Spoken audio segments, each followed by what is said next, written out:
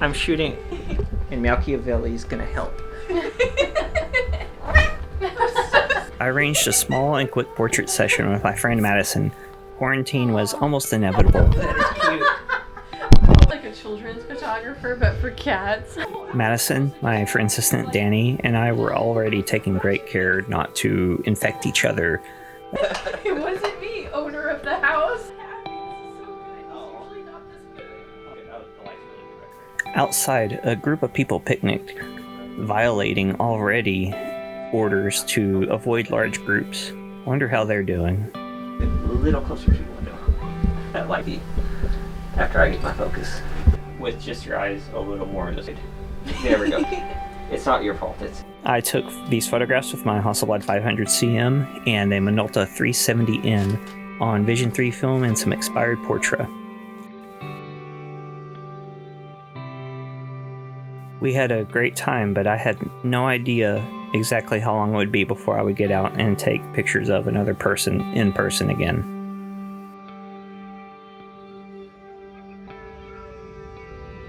First time back.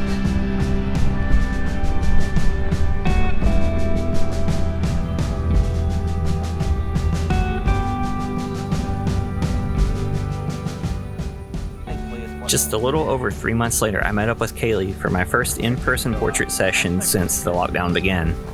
Things are still pretty sketchy health-wise, but we're armed with a little more knowledge about how it spreads and how we can safely interact, hopefully.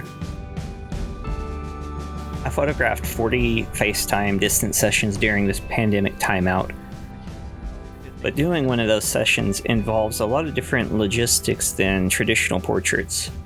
For example, I never realized how much I adjust my framing and point of view until I had to instruct my models to do it for me by moving the phone or tripod or whatever creative setup they had. Yet finding the light was actually pretty similar. Though you'll see I slipped up a few times and probably could have been a little bit safer. It was really hot, and I'm pretty sure we were okay without masks in this situation. And we did overall keep at least 6 feet between each other almost the entire time. I feel fairly decent about how we were able to do this. And I did wear a mask until I was sure we could maintain that. Interestingly enough, Kaylee was my first distance portrait session. This large outdoor park provided the requisite open air and heat that we needed to put our virus fears at ease. Allergies, on the other hand, not so much. Finding light was a bit of a challenge because it was basically noon and very bright, but being able to adjust my frame at will was a relief. And what surprised me, however, was that I only chimped once, which is when you look at the back of your digital camera every time you take a picture to see how it turned out, and that usually happens to me a few times a session.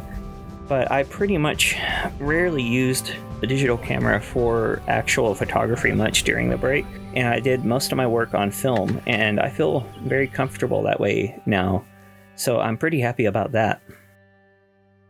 Over the break, I sold my GFX 50S after losing my job, but I did get a super sweet Fujifilm X-T3, but I kind of mostly just use it for film scanning and video. But otherwise, I spend my time taking film photographs, processing them, and scanning the results to edit digitally, like you see here. I shot a variety of film during the sessions, attempting to somewhat keep with the theme of this being my 100th episode. Ektachrome 100, 35mm and 120 on my Nikon F100, Provia 100f in my Pentax 645N, which is a 120 camera, Kodak Vision3 250D, shot at 160, and then the odd ones out, Lomo 800 and Vision3 65mm 500T, which is a Cinestill with the rimjet and sprocket holes. Was it my best shoot ever? Not at all. But it was nice to get out and do this thing again, and I'm still having weird slide film issues, and some of these shots are pretty rough, and I don't really mind too much.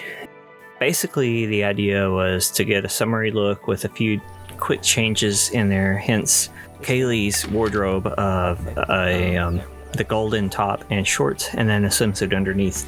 giving us 3 complete wardrobe options that she could easily change into and very quickly. I think that worked out very, very well. I'm very happy about that. You know, even if I'm a little hit and miss about the photographs themselves. But hey, you know, you got to start somewhere, and that's basically what this whole shoot was, just starting somewhere.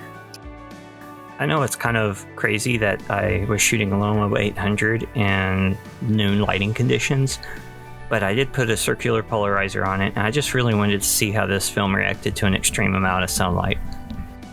You'll see me turning the circular polarizer, and basically I think the rule of thumb is that you turn the little knob, stem or handle, or the top point toward the sun, and that's kind of the angle you need. So if you see me reach around the front of the camera and turn that, that's what I'm doing. The rumor mill says that Lomography 800 is the old Kodak VR1000, Kodacolor VR1000 emulsion from the mid 80s, I believe. I think it's the one that Azrael Knight did a video on. I will link in the description. I kind of believe this. It seems to lose some fidelity in the shadows when you push it too far, but the color rendering has a little bit of retro goodness, and it strikes this 80s kid right in the heart. This was just my first roll of 500T. I got it rolled from an eBay seller in China, and it took, I think, almost literally 3 months to get here. I have no idea how much it baked in the sun or heat or other conditions on its journey, so it seems a little grainy, but also Cinestill is too. I'm going to shoot the other 4 rolls I have of this, and next time I order it, which I probably will order it again, I will probably get it from, I think it's Northern Film or whatever on eBay. I'm going to probably go that way. The shipping is a little more manageable when you order a 5-pack.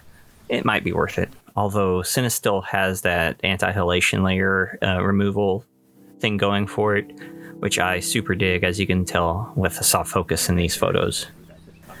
The Vision3 500T carries over a lot of the things I like about this Cinestill version of the film. It does exceptionally well in open shade, I found, as opposed to just shooting it at night, which it does do well at. But I find that these types of uses also bring out qualities in it that I really enjoy.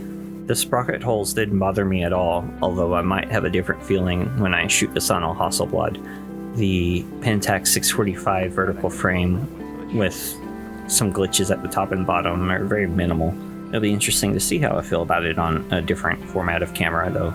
A big advantage of having such a quick change outfit is that we could go back and get some more of this different color at the very end of the shoot, and it was also very functional because it made it easier to just up and leave. On a few of these photos, I used a Canon soft focus lens I have come across right before quarantine, and apparently the lens doesn't preview the effect.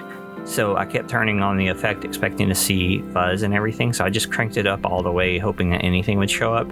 Well, apparently it shows up when you stop down for the photo itself, which makes sense because it would have an easier time focusing without shooting through the soft focus effect. Also, we'll have a long-term look at this lens soon. Hello? I'm just breaking in real quick to say that this is my last episode of Camera Insecura, just as the name of the vlog and my branding and whatever. I'm just going to continue as Jamie Maldonado. I feel like 100 is a nice round number, and I'm going to keep my goals the same. If you've been watching from the beginning, I really appreciate it. If you just started watching, I really appreciate that too.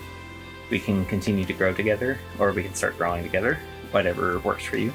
I look forward to hopefully another 100 episodes plus. I appreciate it. You saw my list of patrons there. Thank you all to all my patrons.